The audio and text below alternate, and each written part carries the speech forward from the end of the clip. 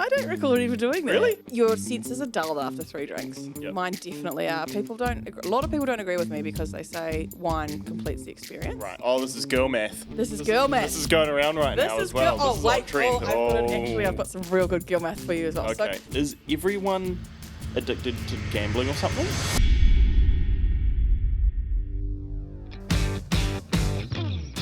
You're listening to the Pepper and Me podcast, Around the Dinner Table with Cherie, Cam and Lorne, where we chat all things food and business.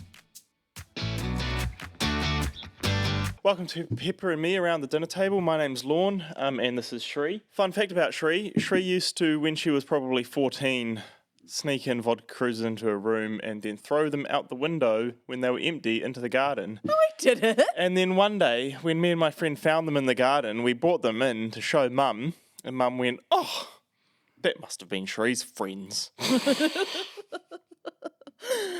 don't recall even doing that. Really? Yeah. It was like a whole box of 24 empties in the garden. in the garden.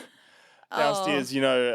That wouldn't have been like a thing. I would have just done it once. Yeah, well, there's a whole box there. Well, I'm not like a casual drinker. I'm like an all or nothing drinker. Yeah, well, I guess I wasn't just popping off to bed at 14 and 24. having a cruiser at night. Yeah, I know, but you must have got a box from somewhere because I remember it so vividly, and you must have had some friends over one night or something and snuck them in your room and drank them all and then thrown them out the window.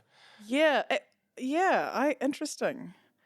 I remember the time that we were babysitting you and sent you to bed at about 4:30 in the afternoon. Yeah, I remember that as well. Yes. Anyway, okay, all right. Welcome back. Welcome back. Second to last episode of The season. This season. We're just making the season up. Yep, as we go along. Today we're just going to talk about Melbourne, and Auckland, and a few other things actually. I've got a little trend and a little big old few bold calls to Ooh, make today. okay. So just stick around anyway, actually. Nice. Nice. Yeah. Do you want to start with anything?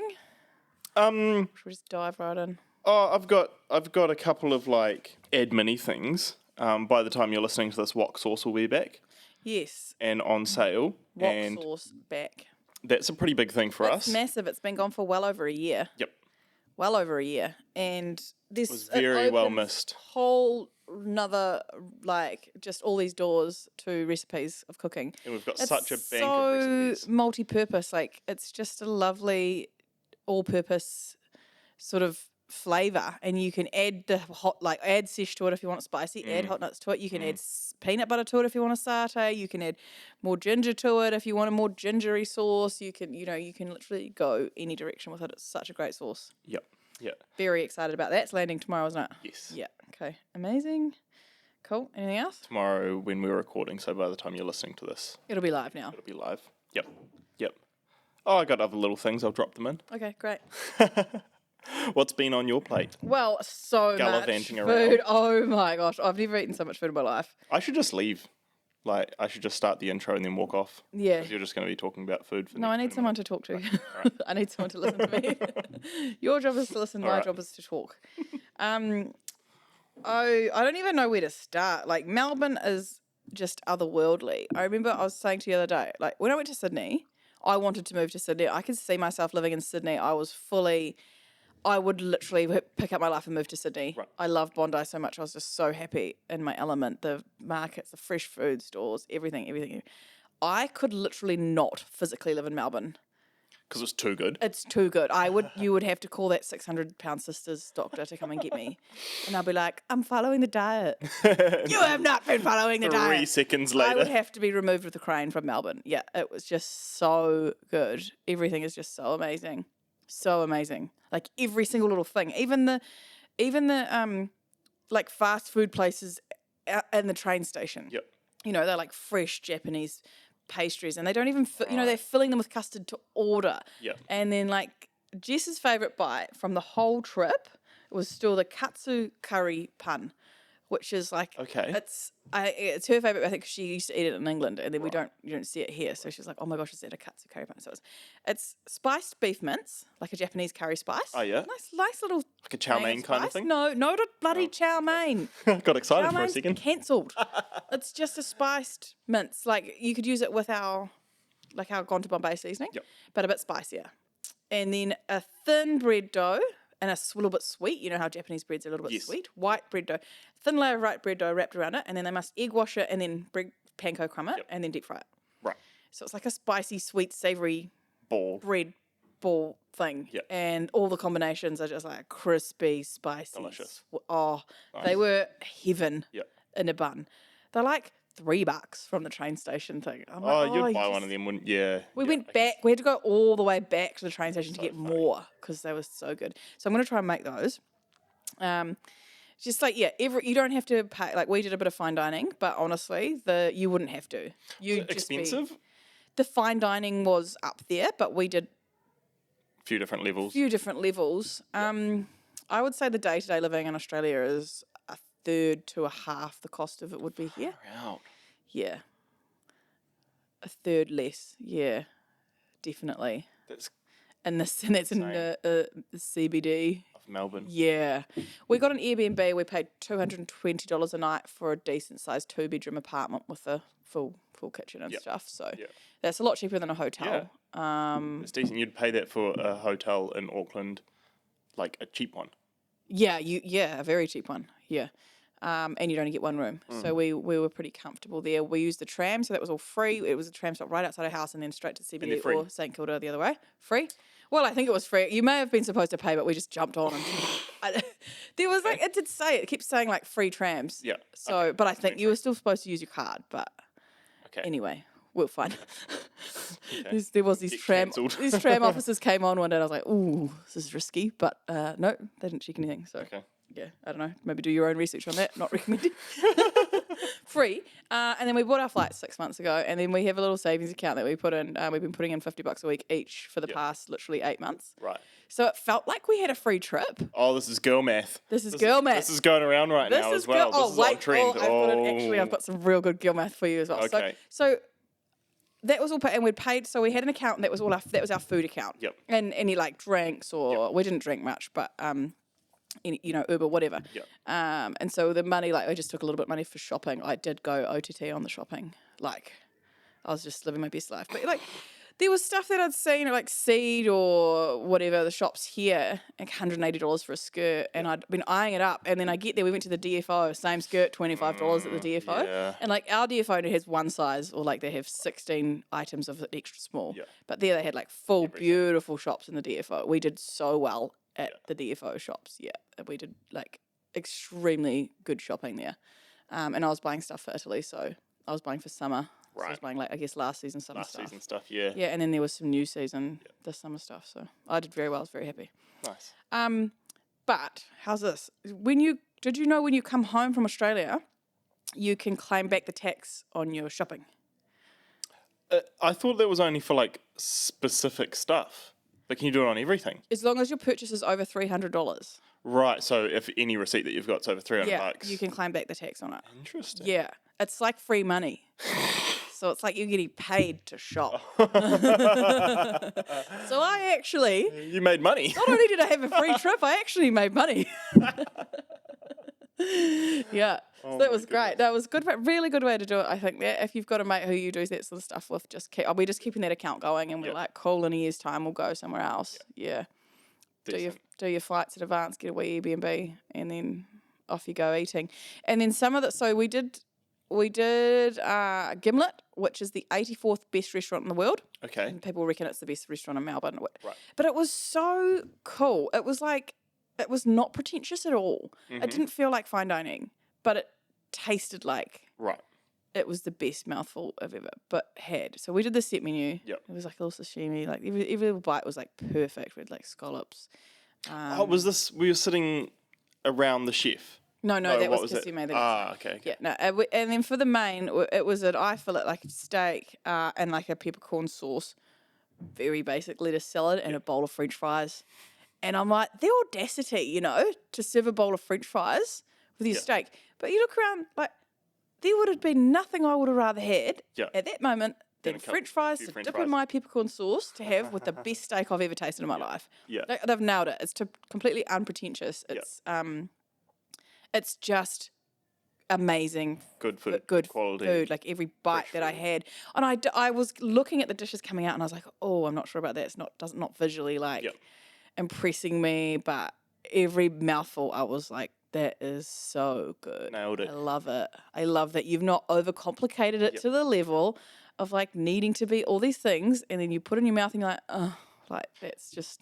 And that's my Doesn't type. That right. sounds like my type of food You as would well. have loved it. Because it's not like Amosfield or whatever, where you sit here and it just sounds like a little bit OTT and you're for like, me, and I'm oh, like, no, you would have actually really loved it. Yeah. And I think it was like $140 a head. Oh yeah. So How many courses? Up there are 5.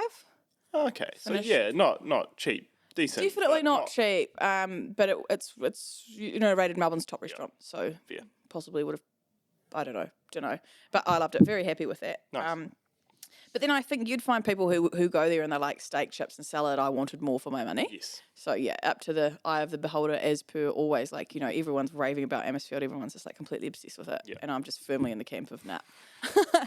And then the next night, we did the Kasume experience. So that That looks so cool. It was probably the coolest thing I've ever done. I Like beside having kids and all that. There's like a lot of seafood that I like don't think I'd eat, but that looked like I would enjoy that.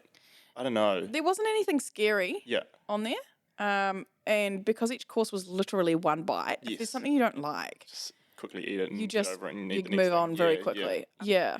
But the craft of making sushi, it sounds ridiculous, but I mean, these guys train for something like 7 years. These Japanese chefs. Yeah. And the finesse on it is for something so simple, because you're like, how do they need to train that long to make But it's just so sashimi perfect. and rice? So perfect. But when you watch the work, the skill in their hands, it's like they're genuine just artists. It's that muscle memory as well. They could probably do it with their eyes closed. 100%. Like, and there's so much precision and so much just repeatability about it, I guess. And it was, every course was extremely delicate. Yep. So like, you're not shoveling food and you're just savouring the flavours. There was a couple of like standouts was a scallop sashimi with a caviar beurre blanc. And that was just like out the gate. Yep. And I thought I'd love the crayfish sando the most. So that was like a crayfish sando and like a crayfish miso bisque. But that didn't really like blow my mind. But the tuna belly, it was just a slice of tuna belly on a piece of rice, and that was possibly my top Melbourne mouthful. Yeah. The tuna belly just like, you can't even describe it, just melts in your mouth. Oh, I had caviar on it as well. Right. Yeah, insane. But I think it was, so we watched the chef right in front of us. There was 8 people seated at the chef's table. 2 hours sitting. There wasn't a person in the room who didn't finish it. So you could, Oh, right. I know it sounds like a lot, 18 courses. We added on the 2 optional extras as well. Yeah. And so 20 Over courses. 2 hours is quite a long time as well. If you think of that as 40 bites, it would probably be the same as a 3-course meal. Yeah. Yeah. Yeah, in terms of a Yeah, decent. the amount of food that you're eating. It wasn't, I definitely wasn't as uncomfortably full. Yeah. But it's more like a show as well, isn't it? Like 2 hours. It's incredible. And the chef explains each dish to you as well. that's So so you cool. find out where the fish is sourced, Yeah. what's, if there's any story behind anything. But they don't talk too much either, Amosfield. You got a half an hour bloody presentation about the history of the lamb's tail dish. It's too much. Like, this is just like, very, Quick little yeah, do loved it every second. That was extremely expensive. We didn't drink. Right. And I never drink when I go to places like that, because I reckon that saves us. Right. Firstly, because your senses are dulled after 3 drinks. Yep. Mine definitely are. A lot of people don't agree with me because they say wine completes the experience. Right. If I have more than 2 wines, I'm not Nowhere near as as sharp. on it. Yep. Nowhere near as sharp. Yep. And that's like quite black and white for me. And also, we were $20 for a beer at that place. You'd add $300 to your bill in the blink of an eye. Yep. So we're like, we can drink any time, any day for the rest of our life. We can drink. Yep. We're here to enjoy this experience that we're paying for. And I guess it's a different experience as well. Like, you're really there to experience the food. Yeah. Yeah. But I mean, like a wine pairing with a degustation kind of thing, you're normally having tiny, like 1 or 2 mouthfuls of wine that probably match the food as well, right? Yeah, but I mean, by the end of the Amosfield, Yep. we were hammered. Right. Hammered. Yeah, and that was with the wine. Because I think once you have a couple of, if you have a couple of bubblies or something, or a couple of cocktails, you just get excited. You do. And then And if you're there for a long period of time, I don't know. I mean, that's a pretty big debate. I do love wine. I'm not saying, it's just. But you go to a place like that to experience the I food. give the food my 100%, and I'm also aware that the cost of that's where they make a lot of money on the alcohol. Oh, a beer that costs $20 Yeah, there, they it was an probably Asahi, cost yeah. $1. Oh, Like, yeah. So don't drink. It was $245 a head for that, and you have to we prepaid for that for the chef's table, and then we added on the additional courses as well. So it was an extra, I don't know, $30 or something. Right. But if we'd drunk, we would have been looking at $1,000 bill, I reckon, for a couple of bottles of wine. Yep. So we didn't do that. But yeah, once in a lifetime for sure. It was mind blowing. Croissants. So Lorne croissant is the best croissant in the world. okay, That they've been judged the best croissant in the world. okay. Which so we lined up. It was about 40 minutes I think I did see this. in the line for the Lorne croissant, and I got a lot of messages like, there are amazing croissants, but there is also amazing croissants everywhere else in Melbourne, which is a very true statement. So we got the croissants, the ham, because we're savoury people, and I feel like I shouldn't bother trying to judge croissants. Right. Because I only like I don't Like the ham and find the cheese one. joy Yep. in a chocolate one Yep. or an almond one. You love almond ones. I love almond croissants. I'm a ham and cheese Yep. every time. Yep. So I'm the wrong person to actually take part in the assessment of croissants. Right. Yeah, I've decided that. Okay. Yeah. Good decision. But what I will say is that, we got the ham and cheese one at Lorne, amazing. It was ham gruyere, just like perfection. We got the Vegemite and cheese one. It was a scroll. I would have thrived off that. Yeah, I absolutely loved it. That was our favourite one. Oh my goodness. And we got a lemon curd cruffin, which we did not like at all. And then we got sent, lots of people said you need to get to the Agatha Bakery in South Melbourne markets and try their croissant, pandan croissant. It's bright green, this pandan ingredient. Yep. The green visually ruined it for me. It was a great croissant, but I couldn't mentally comprehend that bright green But it didn't add any taste to it? It's a slight vanilla taste, pandan, apparently. Right, so... It's not an ingredient that I'm familiar with, to be honest. Just the visual aspect then? Yeah, I had a sweet glaze on it, but nah, it just wasn't for me. I've seen those bagels that they do in New York or whatever, and they're like rainbows. And you cut into them and they're like... the rainbow bagels. Yeah. And I feel like it would give that same sort of vibe. Yeah. It kind of make it, not childish, but like... I don't know. It's just if you're telling me that's the best croissant in the world and it's bright green, I don't know, it just... Interesting, yeah. Yeah, I wasn't impressed. Yeah. What I am going to say is that Pocket Bakery down the road, Toriko, I would put his croissants on par or possibly better when they're still warm to both those croissant places. There you go. First bowl call of the day. Pocket Bakery down the road. Yep. Yeah. Great. Fresh. He only does them on Wednesdays and Fridays. Yeah. And I think he's open an 8:45 till 11 o'clock. And you run out? Yeah, but give him a call, Anthony, and the man is very talented. And that's just plain croissants. He does almond croissants and he does maybe a chocolate Danish. I don't know. I just get plain croissants and we put ham and cheese in them. Yep. Anyway, you get one of those warm, and I reckon you close your eyes and you'll be in France. Yep. They're big as well. They're massive. They're Yes. you can cut them in half, and it's probably the same as a normal size one somewhere else. Yeah. So go and suss him out if you have not done yet. Do you know what? I tried something that I've always wanted to try and never tried before, which is when they cook the pasta and then put it into the wheel of cheese, into the parmesan wheel, and then they toss it in the parmesan. Toss it around and they scrape the cheese off. Scrape the cheese. Do they light it on fire? They didn't light it on fire, no, but so there was a hot pasta and they'd already made it in a quattro formaggi sauce. So it was a 4-cheese sauce and then they tossed it in the parmesan wheel. God, it was good. Yeah. Yeah, it was there was a lot of cheese. It was heavy.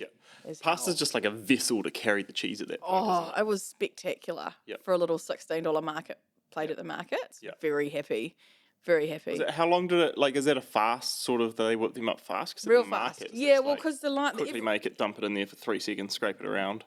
Every every store at the markets has a decent line. So you order, you give your tickets. And so they're making 3 or 4 bowls at a time. And you stand in line and wait for yours to be cool. That was really cool. I've always wanted to do that. So I was straight on that. The other thing I'd always wanted to do was the raclette. It's a cheese. It's quite it's a melty cheese, and you know when you watch TikToks and they, do they grill carry it? it around and then And they they grill it and they scrape it the off. top layer Yes. of the grilled cheese Yes. onto your dish. So they do it on all sorts. Yeah, but now. over the top of a whole burger or in a Yes. sandwich or on top of chips or, yeah. So traditionally it goes over potatoes. Yep. That's the dish. So we got the raclette on.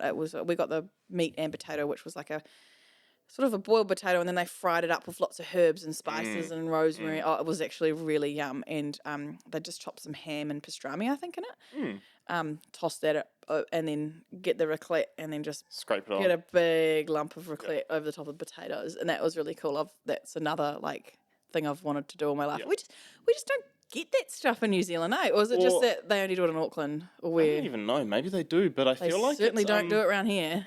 No, and I feel like it would be, like, for anyone to start doing something like that, it would just be so expensive. If you saw that at the markets, they would be trying to make a point or something, make it way too expensive, and you'd just be like, Yeah. not worth it. So all of these things were like $15 to $20 mark. Yeah. Yeah, or less. I mean, that's probably what you would pay at the markets here. Oh, maybe it's not that. Don't know. Oh, they're decent serves too, like Yep. a decent amount. Yeah. And then we got to try. Are you a Harry Potter fan? Oh, yep. Butterbeer? Butterbeer. Did you read the book ever? Or no. Oh, yeah, no, the Harry Potter books. Yeah, Yeah. of course. Yeah, and I That's always- literally the only books that I read through my whole high school. I love the fact that you like. I love the books. Yeah. You grow up like wondering what butterbeer would taste Yes. like, and they absolutely nailed it. So they're So selling funny. butterbeer at the store. It was creaming soda with like warm spiced rum, Yep. and then a butterscotch cream on top, Yeah. and it was all warm. Yep. The whole thing. Creaming soda, like, Yeah. was it fizzy from the creaming soda, or did everything else make it not fizzy? Well, like you have like mulled cider, Kinda because they like- did a hot mulled cider and stuff as well. So it's not Not it's fizzy. not super fizzy, No, well, but it'd it's take still most got of a little bit of a touch. tingle. Yeah. It would have been exactly what I would have thought butterbeer would have tasted like. Interesting. It's kind of like sweet, warming, creamy. Yeah. Yeah, the rum wasn't strong, but it was delightful. Yeah. I loved that. That was such a cool thing to do. Could you do that as a recipe? As a dry, like a mulled wine? Or like a butterbeer recipe. Yeah, like a I reckon. butterbeer in a slow cooker, and then all you need Yes. is like, well, you could just whip Yeah, you could whipped simmer cream it. with some butterscotch something. I don't know. Butterscotch schnapps or something, Yeah. or butterscotch syrup. Yes, I could try and work on that. Well, that's fun. We do a Harry Potter themed range. Jumping frogs, those frogs, chocolate frogs. Put it in the old advent calendar. That's Call fun. it. Put it on day. What is it? 9.5. 7 3/4. 7 3/4. Something like that. I'm gonna be bold and say that the best bite of my whole time away, the thing I enjoyed most. Air New Zealand lollies. Negative, absolutely not. Absolutely not. Was Peasy, which is the pasta bar on K Road. Oh, Yeah. just up in Auckland. Yeah, so the night before Saw we this in your TikTok flew this out morning. to Melbourne, Yep. we wanted to go for dinner, but we were quite tired. It was like 5 o'clock. I'm like, oh, let's go to K Road and we'll just have some snacks. So we went to Bar Celeste, which is a place that I really love. But we got a beef tartare, and it was quite dry, and we had 2 drinks, and it was $96. And I genuinely think they overcharged us because we just could not Add it up. add it up. Yeah. I was like, there's no way we had 2. Like, it was lovely, but it was a bit dry anyway. So I need to go back there and rectify that because I know that place is really good. But yeah, Had an off night. horrific expensive. And then we went across the road to a new place. Oh, I'm not going to remember the name. It's Spanish Tapas on K Road. And we had some like little anchovies on rye cracker and oysters, which were really nice, and this lamb belly skewer with like a chimichurri on top. They were Oh, yeah. really, really nice tapas, great tapas, but nothing on the main menu was kind of singing to us. Yep. So I was like, let's very just further. be excessive and walk down and see if we can try the cacio e pepe at PC. It's PICI, but it's apparently pronounced PC. Right. PC. And then we walked down, got a seat at the table, and I was like, this is brilliant. $16 pastas. Yeah. There's maybe 3-4 starters on the menu and 5 pastas. Yeah, and that's it. Yeah, so we got a plate of 6 focaccia. Very, very good. Bit of olive oil, bit of salt. And then we got the cacio e pepe and the like a wild boar sausage rigatoni, and they were probably the best pastas I've ever had in my life. I got me all fizzed up for Italy. So fizzed up. they were just so perfect. It was so chill. There was no fancy touches. The wine list was like so simple. It's just genuinely Simple, good food. sensational food. You know, I'm just as happy there. Like I'm probably more happy there than at a $300 Yep. a night. You know, I love experiencing everything, Yep. but that would be my pick. That was my There you like. go. That was the one that impressed me the Did most. a whole trip around Melbourne. I know. I know. Like the pasta the night before the flight. Better. But I think if you're adding in Crack up. everything like the price Yep. and all that sort Yeah, of stuff, for sure. that, you know, and everyone obviously has a personal preference on what they like most. Yeah.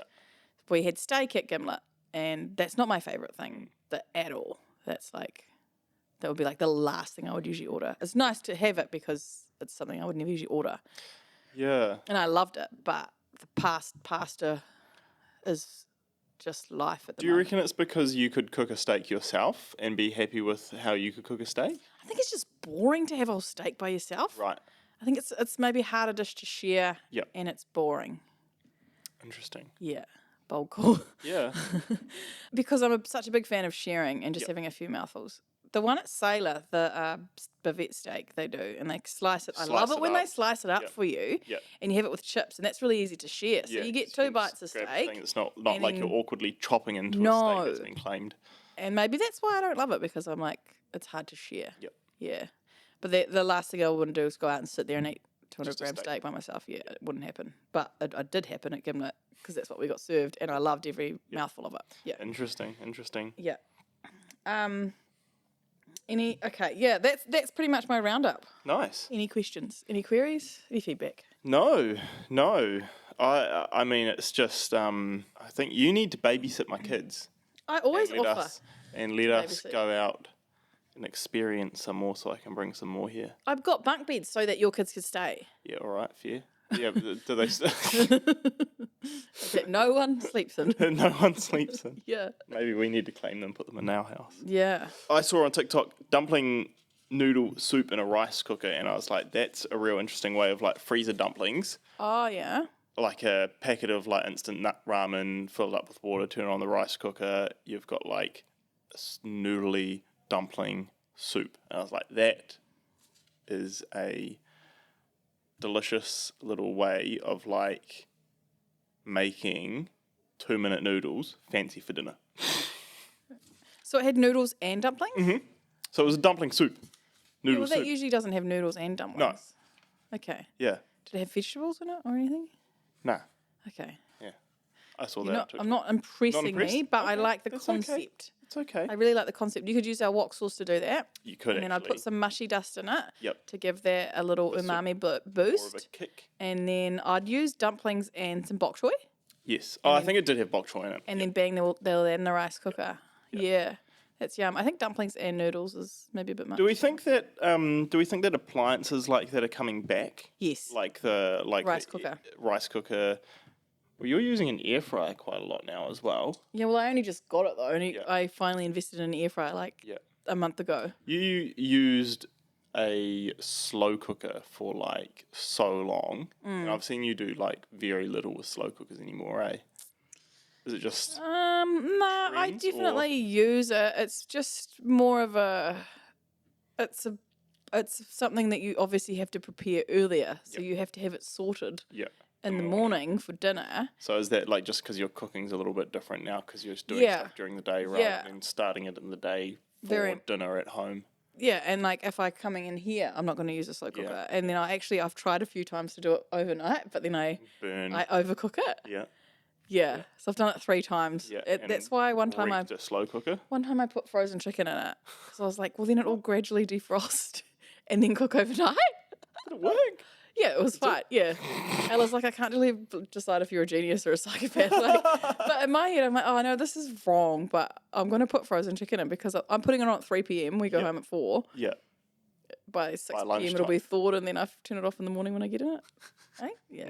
Nice. Yeah, so I mean, I use it a bit at home, but I have got that new sous vide tool. But I'm gonna be honest, that's a bit of a muck around. Yeah.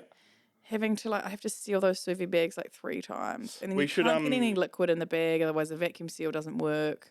I should try that with the barbecue to do like a reverse sear kind of sous vide. You thing. should definitely Sous use vide that. it and You then should on the definitely try and barbecue. use That'd the be sous mean. vide Yeah. thing for that. Yep. Yeah, it's cool. It's a bit of a muck around. I mean, I'm also, if I'm pottering around cooking in the afternoon, I'll just do it in the oven. So I'll sear it off of my Kitco oval. Yep. Leave it to slow cook for 3 or 4 hours, like a ragu or something. Yep.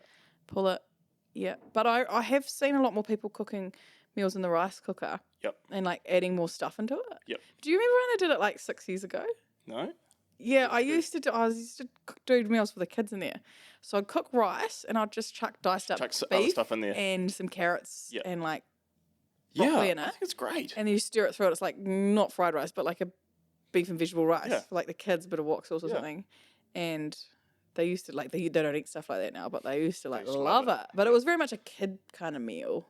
Yeah, I think because I'm a fan of freezer dumplings. You make your own dumplings and whatever, but I'm a fan like $3 for a pack of Bloomin' 12 dumplings. Or I whatever know in you. freezer, We and were I'm talking about like, this the other week. and great like fried in the pan, but I was like, that's an interesting way to do it. Anyway, do you want to talk about how I want to talk about mystery boxes because it just blows my mind every time we do this. We do more and we sell more and it sells out faster. And is everyone addicted to gambling or something? Like, what is it about the mystery box that makes people queue up and go crazy about them? It's something we don't often get as an adult. Yeah. Is that surprise? Goodness. So It's something that's lacking in our world. what do you a little call bit those of little excitement. things? Like, they were like the little wrapped up presents. Exactly What- right. what were they called? A mystery drawer or No. wrapped in brown paper. The lucky dip. Lucky dip. Yeah, so oh my kids love them. goodness. You know, they know. Okay. Like, Yep. yeah. Okay. So it's lucky dip for adults, isn't Yeah, it? it But is. you know enough to know that you're getting a massive amount of value. Good deal. And you know, so when we do mystery boxes, when we've done them before, and I always put my foot down, and I'm like, stop to be what you're better. doing. I want everyone who opens this box to be blown away and absolutely ecstatic. Yeah. I don't want them to open a box and have Nah. 3 grinders because I'm like, oh, that's not exciting. Well, it ruins to me, it you know? because then they're not going to buy the next one Exactly. if we do another one. Yeah, So I get we that. have built ourselves a name for, I reckon, doing the best mystery boxes in the business because Yeah. we're not just using them to get rid of our old shit stock. Yeah. We are genuinely like, we're going to blow your minds. Yeah. And we do every time. So, well, 99% of the time, people might get stuff they don't want, but like, we make sure we do core range products, we do large size products, we do Oh, totally. like a good range of sauces and spices and Dry our stuff and salts, stuff. and we And we've got enough gluten free now that it's all gluten free. yeah, keep them all gluten free. And then massive value. And then, yeah, they're just that little bit of excitement. Because we had, I don't know, did you tell people how many we sold? So people can figure out numbers, right? So we don't really care. Because so that's 1,500 units in 213 seconds. Yeah, that's crazy, hey? So everyone knows how much they cost because whatever. So that's $328.73 per second of sales. It blows my mind. Everyone's going to be like, oh my God, you guys have got so much money. The thing about not- mystery boxes okay, is no, we don't we make any bloody money on them. That's why we we cut don't do them every yeah, day yeah. because we've cut all our margin off it. Totally. So So our margin is tiny on We it. can pay the but staff and we can pay for the packaging and we pay just for the blows product. my mind. But it just keeps that hype going. We've always loved that hype at Pepper and Me, is to be like, Well, that's to create the hype, you know? Totally. And we used to do it by, we used to let products run out. You know, we do the butters only once a year. And this is our way of a keeping scarcity that play. alive. Yep. Because we can't run out of products all the time now because No, now they're in every all these stockist. stockists and everyone gets super fussy with us. So I don't know, it's just a little bit of excitement. Someone said it was comparable to buying Taylor Swift tickets. And I love that. I love that, you know? Okay. But people do get annoyed. People do get mad. What I reckon, like, do you think? Because we always try to do it at a value that is, attainable. I would hope to the average person. So I thought $45 was a decent amount. You know, like people don't have to wait till their payday to hopefully, hey, spend 45. Do we do like an ultimate set value mystery box where it's a mystery box and it's like $120 or something? But we don't have enough product. But like, I don't know, like, Yeah. be interesting. Yeah, maybe in a limited amount. The other thing I think this is perfect. The other thing that heaps of companies are doing at the moment is like the sweepstakes thing. So they buy a product. If you buy a product, you go in the draw to win a car. Like, do you think? Well, we've just done these golden tickets, and golden that was kind of tickets. part of that. Do you think the golden tickets aided to people wanting to buy? I think so. I think more so than I realised. Yeah? Because I've had a lot of people opening their boxes being gutted about they didn't get They one. didn't get a book. Yeah. There was only 7. Yeah, but there was a 1 in 200 guess- chance of getting I one. guess 7's pretty good, really. 1 in 200 chance, pretty good odds. Yeah. People maybe thought we were going to pick like the best customers to give them to, No. which wasn't what happened. No. You randomly generated 6 numbers or something. I did a random number generator on 7 numbers, and it was literally that, like, you know, like one of them might have been like number 333, and so it was literally the 333rd box sold. Yeah. So if you bought 2, you got 2 chances to win, kind of thing. Yeah. And yeah, so I mean, if you're a big time follower of Pepper and Me for a while and you've spent a bit of money with us, we might have sent you a birthday gift. We sent out, I've told the girls to send out 30. So we've done our top like 30, well, some of our oldest customers, some of our highest spend customers, some of our most ordered customers. So hopefully they get a nice little surprise, and that was our way of saying thank you to them. Especially those that have been supporting us for 7 years. I know, which is wild. crazy, eh? Absolutely so wild. So crazy. Yeah, that's awesome. It was a great month, actually. I really like just a bit of fun, keep things alive a little bit. Fresh. Keep things a bit fresh, yeah. And, the mystery box. We just have to keep it up our sleeves for when we can't pay bills. It's a good time to keep it needed, I think. But yeah, it's definitely the thing that goes off the most for sure. Absolutely. Have we talked about advent calendars yet on here? A little bit, maybe not so much. Yep. So we're doing 12 days of Christmas instead of the advent calendar this year. So we've got 12 new products. We're just kind of finalising them now. We've got maybe pretty locked in. Well, we've got the products locked in. We're just finalising the recipes. Yep. Struggling a little bit to pull them all into a Christmas menu again. Okay. Well, I'll make it work. Yeah. But I think one thing we will talk about is the salt of Aotearoa. Okay. Yep. So what we're doing is man grind, but reformulated to use New Zealand specific ingredients. Right. So we're trying to do Hawke's Bay freeze dried citrus. We've got horapito and kawakawa instead of the pepper. Right. And then we're using New Zealand sea salt flakes. Yep. And Marlborough. We use Marlborough sea salt flakes on all of our stuff. Yeah, I know, but I'm just Okay. telling people we're redoing it to be New Zealand focused, okay? Okay, so New Zealand harvested sea salt flakes. And it's going to be, we want man grind because I feel like man grind deserves a worldwide platform, and with the name man grind, it ain't going to get it. No, we're just going to get cancelled. Yeah, well, it's not good enough, anyway, so we're going to move towards those Kiwi flavours. We're going to try and keep the end flavour as similar to man grind as possible. Yep. And that will be the first advent calendar product. Yep.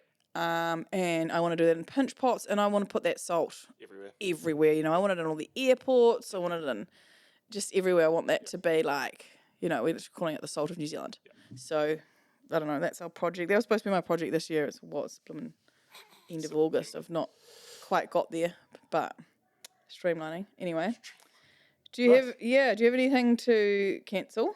I don't know if I want to cancel this, but Cadbury has just bought out a range of chocolates that are pretty much taking on Kit Kats. Have you seen them? Oh. They're called Breakaways.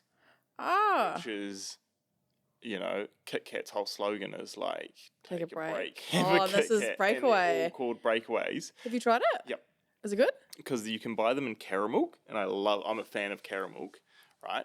And so the caramel, and instead of the bars being like, this is so random to explain, the bars being that way, they've put them that way to try and keep it, I guess, slightly different. Right. But the one thing that you can get them in is these little circles individually wrapped Like a circles, biscuit like thing. a biscuit. I've seen those. I have seen those.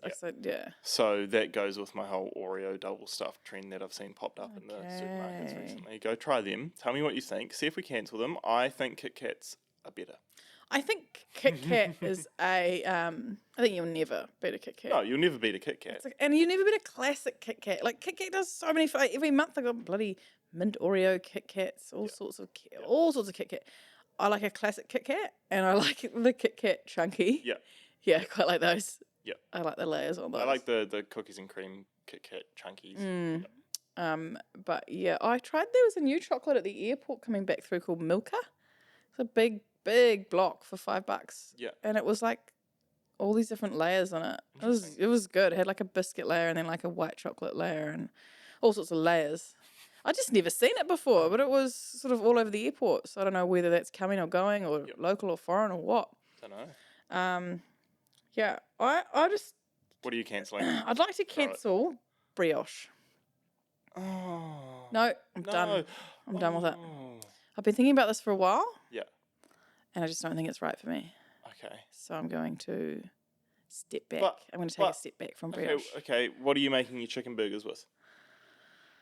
Brioche buns. Nah. Nah. You Nah, are. You I'm still gonna are. change it to no, a you're focaccia. not. You can't. No, I'm going to. No, you can't. I think it's done. No. I think it's done. I'm over it. I'm like over it. It's just actually not good enough. Okay, talking about chicken burgers, Mm-hmm. I had a friend post up on Instagram the other day saying that a burger is not a burger unless it's a beef patty burger, because the burger in a burger is the beef patty. If you look at apparently the dictionary definition of burger. it is the beef patty, and so you cannot have a chicken burger. I'm not going to disagree with that because in America they call them chicken sandwiches. Oh, really? Even if it's a but Okay. like they call them chicken Okay, sandwich. It's a chicken sandwich. I'll be held Like wrong. at like, not that I've been there, but you see that it's like chicken sandwich. That's what they call them. So maybe you have to cancel all chicken burgers because they're not burgers, because they're not burgers. they're sandwiches. Not like the dictionary is really correct. No, though, is it, no, you know? but I fiercely disagreed with him in the Instagram comments. Oh, did you? And he was just like, well, you'll see the light eventually. And I'm like, excuse me? Yeah. Surely, because Chicken sandwich. burger buns, if you put anything in a burger bun, it's a burger. But apparently, it is the What's a vegetarian burger then? sandwich. Vegetarian sandwich. Sandwich on a bun. See, that doesn't get the same ring. It's only chicken sandwich that is a chicken burger. Yeah. Sando. Yeah. Do you know what I don't like brioche with is just eggs and breakfast and stuff. Like it's not got enough sustenance No, it falls apart. to hold. People serving I'll agree eggs with that. Benedict on a brioche. I'll agree It's with just that. not for me at all. And I had a couple we had one in Melbourne, it was horrible, and then we had a croque monsieur. And it was on these slabs of brioche. It was horrible. What about just goes French all toast? soggy? Yeah, I mean maybe, but I don't really make French toast or eat French toast, so I don't know. Maybe if you crumb the brioche and some cornflake crumb and like To give it some texture. give and it some crunch. texture and something more. But it's just not really holding up. You know the General, they do a pulled beef, poached eggs, jalapeno hollandaise. Yes. And they put it on a brioche, and it should be on a sourdough. Should be on it. Yeah, I will so agree with that. I 'cause I've always- had that and it, It should be on sourdough, eh? I always promote the dish, and then I'm like, I tell people, I'm like, make sure you change it to sourdough because the brioche makes it not nice. And then someone's like, oh, I didn't do that. I didn't listen to you, and I didn't like it. I'm like, well, you should have listened to me. Sourdough over brioche, and brioche, the uses for brioche are fading away. I will accept a brioche for a lobster roll that kind of needs the soft, buttery, toasty. You could use a very soft white roll though. I would, You don't want the crust. No, it needs to be in like a roll shape, nice soft, warm roll shape. But lobster roll, I think I'm going to be a lobster roll connoisseur. Like, people are croissant connoisseurs. Yeah. I'm going to go Do the lobster roll. rolls. Yeah. All right. Yep. Garlic butter lobster roll, soft, buttery roll. Yep. But other than that, brioche, done. Okay. Yep. All right. He's gone. Okay. Anything else? We finished. No, I think that's gone. I had written down the trend as being katsu sandos, Yep. and I think that's going to be a great trend. I think it's. I think it's just too much admin for someone to make it. Like, if you're making it at home, you're not going to like spend the time to make the egg the perfect square and cut the bread into the perfect square. Like, is that just too much effort? Well, not really. But I'd like to see some katsu sando like bars around. Okay. And even as a street food. That when we went to the St. Drew in Melbourne was like the ultimate pinnacle of katsu sando shops with the paper and fancy box and stuff. Could we But make like a tiny little like caravan? What do you call it? food truck. Food truck alleyway out the side of work, and have like market days here. Yep, we could. Just people just don't come. Like it's New Zealand, people don't go to anything. People just Yeah, it's a little bit depressing to compare it to Melbourne. Yeah. Is it just the or quantity anywhere of else. people? Like I you've got the whole blimmin' New Zealand and like. I think you need that mass of people if you want the suppliers to show up. To you go there and then there's 4 cheese shops and 3 shops dedicated entirely to dips. Yep. You need the crowds to be turning over the produce. These bakeries and they make 6,000 donuts. They're gonna make them every day. They gotta sell. Yeah. I don't know, but yeah, I don't know the answer to that. Okay. All right, have a great week, everyone. Paidama was supposed to be coming tomorrow, but he's bailed on us, or to be confirmed for another time. So we might have one more we're gonna episode. have Ree is gonna come and do an episode with us. And Hopefully. then that'll be the. And then I'm off finale to of the Italy in a week. season. So yeah. I never thought we would have to start a second season of this. There Really? was some ridiculous stat about how many podcasts don't make it to the 10th episode. Oh, I reckon that'll be like 98% of them, eh? Oh, 99.9. Yeah, we've done one. Well, pretty you good. were just saying, should we continue this podcast or not? No, I was saying, should we take this podcast to the next level and invest in some proper cameras and like. Oh, Go gosh, better. no, definitely not. No, but feedback's think always good. We've got enough of a routine going now that I think we can slowly add more and more guests in and get people involved. Yeah, But yeah, feedback's always welcome. Yeah. We just shit, should we stop? yeah, happy to stop. All right, thank you. Bye. Bye.